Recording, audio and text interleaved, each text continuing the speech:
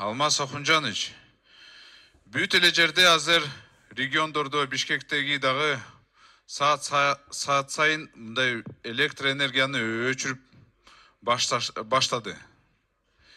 Мурунку веерное отключение азыр регуляторные меры деп кошту.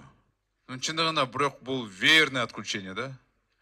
Мен түшүнүп атам, электроэнергия бизде кризис болуп атат, оборудование эски болуп атат, начар болуп атат. Бирок ошол эле кезде кача жарандарга мындай график менен түзүп айтып койбойсуңарбы? Мынчада саатта электроэнергия болбойт, хотя бы ошого даярданышат да. Азыр 6-дан 8-тен бир райондо, башка райондо 8-тен 10-до өчөт свет.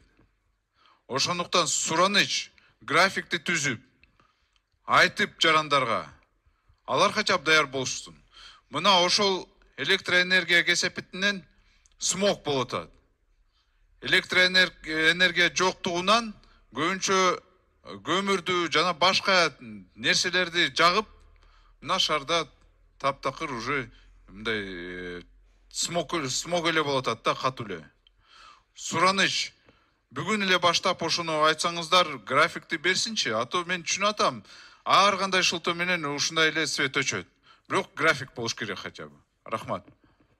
Рахмат, экинчи микрофон.